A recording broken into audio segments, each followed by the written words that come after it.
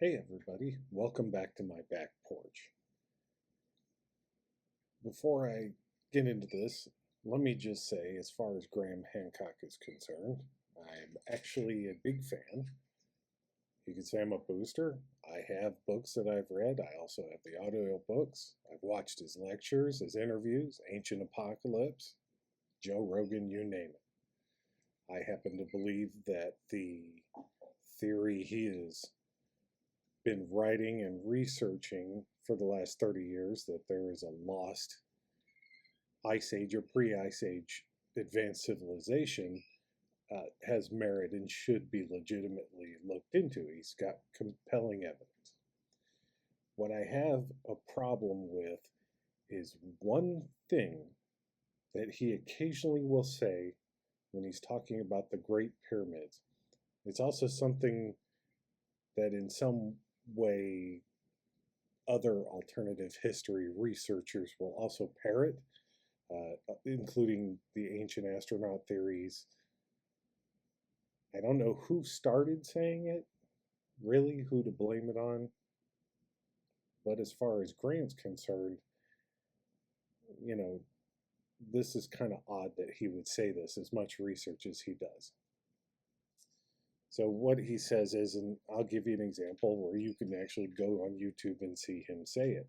And this would be on Joe Rogan, number 1897.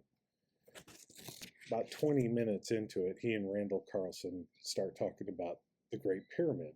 And at 21 minutes and 10 seconds, Graham says, no pharaoh's body was found in the Great Pyramid, or indeed inside any pyramid in Egypt. So, what's the issue with that statement? Well, the first part, no body was ever found inside the Great Pyramid, is technically true. No problem with that. It goes right along with his theory that that pyramid may be older, and it's entirely possible that it is older. Until there's hard evidence to prove it either way, anybody's theory is good. But the second part where he says no pharaoh was found in any pyramid in Egypt, that's where I have an issue. And when he says something like that, especially to a mainstream researcher and Egyptologist who spent their entire career on this subject, that's when they kind of pretty much disregard anything he said before or after that statement.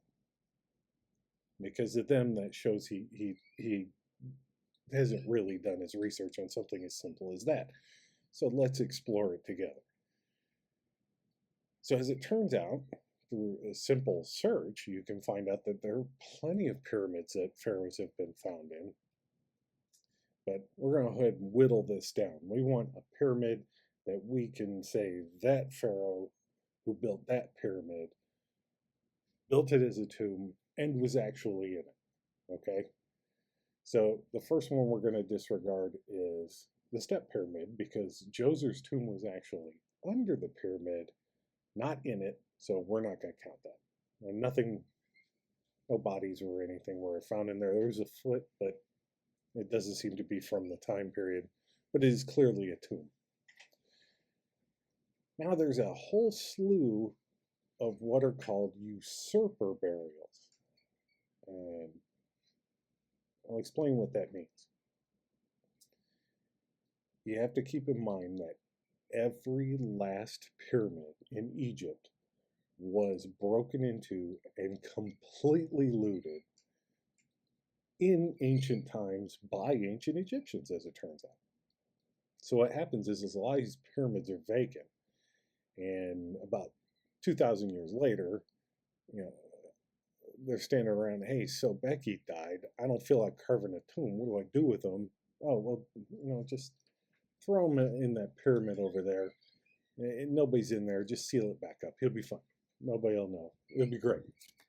So we have these usurper burials where they have found the mummies in there, but that mummy doesn't match the pyramid. So it's somebody just reusing. So all those are out. Even though technically Pharaoh has been found in a pyramid. let's narrow it down. So now we're down to pretty much 3.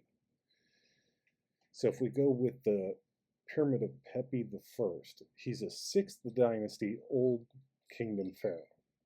And inside his pyramid, it is covered floor to ceiling, walls everywhere, with hieroglyphs and funerary texts. It's clearly a tomb, plus a sarcophagus with his name all over it, with the classic funerary text. It's clearly a tomb. He wasn't in it. So we're getting closer. Let's move to Pepi II, who is about 40, 50 years later than Pepi I, still 6th dynasty Old Kingdom. Well, in that pyramid, which had also been looted completely, it is covered floor to ceiling with funerary texts. And also, the looters were nice enough to leave his coffins. So his mummy was in the coffins, just like King Tut. They have his name and all the accoutrements for the afterlife. But his body isn't in there because he's been looted. Well, okay. So that leaves 1. And that's the Pyramid of Unas. And if you want to look it up, it's Unas. And Unas's pyramid is famous because this is where, if you've ever heard of the pyramid texts, this is where they come from. He's a 5th dynasty pharaoh, so he's earlier. Still Old Kingdom, a couple hundred years after Khufu. So we're still at really old 4,000 year ago time frame. Now, here's what they found in his pyramid. And keep in mind, it's been looted. But not only is it floor to ceiling funerary texts that have his name all over it, including Book of the Dead, all that neat stuff. They have his sarcophagus, and inside the sarcophagus, in the debris, is human remains, pieces of the mummy. They've also found other pieces of the mummy scattered throughout the tomb. And these are Old Kingdom mummification, royal. So it was definitely a king, and it dates from his time period. And they found his canopic chest, which, if you know anything about Egyptian mummification, they took out your brain and your lungs and everything, and they put them in these 4 jars, and they were in a chest separate from your body. It was part of your burial and part of the mummification ritual. Well, they found that, so that was in there. So this was definitely his tomb, and pieces of his body. Well, it's not a complete body because it was looted to shit. So what the looters would do is, as they emptied out all your stuff, they knew that, especially in a royal mummy, they would, in the wrappings, wrap up a bunch of goodies. So what they would do is come and completely tear this mummy apart to get the little trinkets and amulets and gold pieces and whatnot. That's why in a lot of tombs you'll find parts of them, but not the whole thing. In some cases, they went ahead and they set the mummy on fire, burned it completely, and then just sifted out the ashes, because as it turns out, an Egyptian mummy is extraordinarily flammable. So we bear it down to 1, that pharaoh was definitely in that pyramid, and that pyramid was a tomb, despite all the other ones. If you only have 1, it makes the statement that no pharaoh has ever been found inside a pyramid of Egypt completely false. It's not true. They've been found, especially Unas, who's almost a contemporary of Khufu with the Great Pyramids. Doesn't mean Khufu was buried in the pyramid. So all I ask is, Grant, just stick with the pyramid you're talking about is probably a good thing for your argument. A good blanket doesn't really encompass it. I mean, he may have just said it. Give him the benefit of the doubt. He's still one of my top 10 guys I'd love to have a conversation with before one of us leaves this earth, but I don't think that's going to happen. Now let's move on. Let's cover something else. Speaking of Khufu's not being buried in the Great Pyramid, or the Great Pyramid not being a tomb, let's switch over to the ancient aliens aspect of alternative history. And I'm going to refer specifically to the show on the History Channel because the ancient astronaut theory, there's some compelling evidence. It should be looked into. I don't think it could be completely dismissed. But the TV show, on the other hand, I think they've shot their load and they're just reaching these days. But they will also use this argument for whatever theory they have for the Great Pyramid, that pyramid wasn't a tomb, the Great Pyramid wasn't a tomb, and no evidence of anybody being buried in a pyramid in Egypt. So the argument for the second one is still the same, but I want to go a little further on Ancient Aliens with that first one. And the reason why I say that is, you watch Ancient Aliens on a regular basis, like I do, and they start talking about ancient Egypt in a few episodes. And Von Daniken or Tsoukalos or William Henry will talk about Enoch or the age of the pyramid, and they like to cite al-Makrizi. Al-Makrizi is, or was, a medieval Arab historian. And around 1400, he decided to do a history of Egypt. Problem that al-Makrizi had is nobody could read his source material. I've done a video on this, kind of exploring one aspect of his history, who's King Sarid.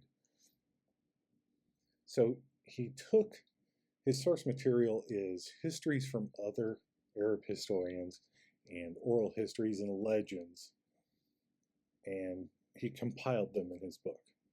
And he spends a great length of it on the pyramids. Now, you'd be hard-pressed to find an English copy of this.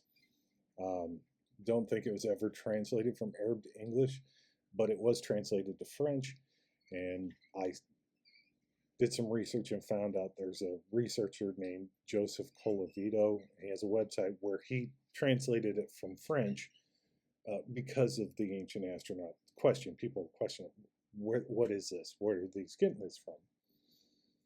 So if you read through these texts, there's a huge section on the pyramid, and it's just a bunch of different stories and histories and legends that surround the Great Pyramids.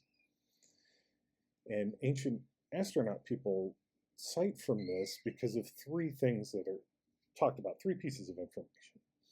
One is that the pyramid was built by a king named Sarid.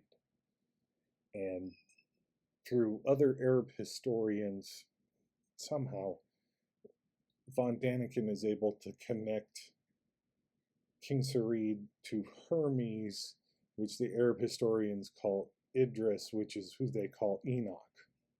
And if you read the book of Enoch in the right way, you would go, this guy may or may not have been kidnapped by aliens.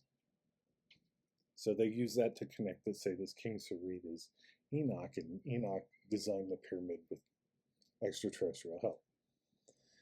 The second piece of information is that in a couple of the stories that al-Makrizi gets, they say that King Sarid built the pyramids, and for some reason some of them says there's only two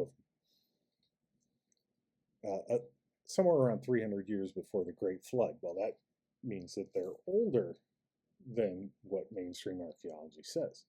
And the third one they'd like to cite, the reason they cite him is because in some of these stories it's said that there's some sort of library of knowledge in the pyramid somewhere. Okay. So these ancient astronaut theories will tell you on the show that Khufu's pyramid was built for some grandiose purpose, and then they'll cite al-Makrizi for these three things. I've read the al-Makrizi, and I'm going to tell you guys something. There's one more thing that they don't mention, is that about 99% of all the stories say that that pyramid was a tomb.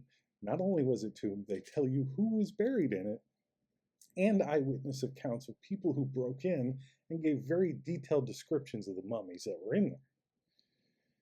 So, you guys on Ancient Aliens, if you're going to cite Al-Makrizi, cherry pick 3 things, 1% of what he said as gospel, and then completely ignore the rest of it that says this was a tomb, because it doesn't fit at all with your narrative. Just these 3 little things. But the rest of it clearly all says he was buried in it. His sons were buried here.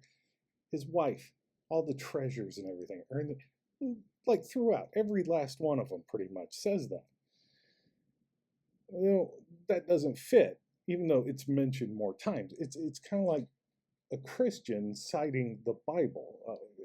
Christ, yeah, he was born in Bethlehem, it says in the Bible. He was Son of God, it says in the Bible. Virgin birth, says it in the Bible. Turned water into wine, says it in the Bible. Raised the guy from the dead, says it in the Bible. Rose from the dead after 3 days, says in the Bible. Well, there's no proof he was crucified. Well, it says it in your Bible. So, you know, what doesn't make sense? So I'd be careful about, I don't know if they just use that source going, well, who's gonna try and find this? It's only in Arabic or French, and it's really difficult to find on the internet. So who's going to check it? Some commercial exterminator from Florida? Yeah, that's exactly what happened. I read it and figured out, you're not considering the entire text. So people who watch that TV show, just don't take everything they say as absolutely true. If something sounds really fantastic, it's a good idea to look into it yourself. Some guys like me who just happen to be crazy Egyptophiles, we happen to have a fountain of useless information in us. And when something doesn't sound right, we're going to look it up. But your average viewer that's going to watch it and see the commercials, they're just going, wow, Ancient Aliens, great. Ooh, this Al-Makrizi guy. If you really look into it, you'll find out just a little part of Al-Makrizi they're talking about. But on the whole, even at the end of all that, he says, you know what, after all this, I still have no idea who built it and when or why. So that's all I wanted to say. If you please leave a comment, positive or negative. Tell me where I can find where I'm wrong. I always like to look stuff up. So, or if you agree with me, or hey, if Graham wants to tell me I'm worthless, that's great. Hit like, hit subscribe. We'll have some more discussions on the back porch. Other than that, appreciate your time, and everybody have a wonderful day.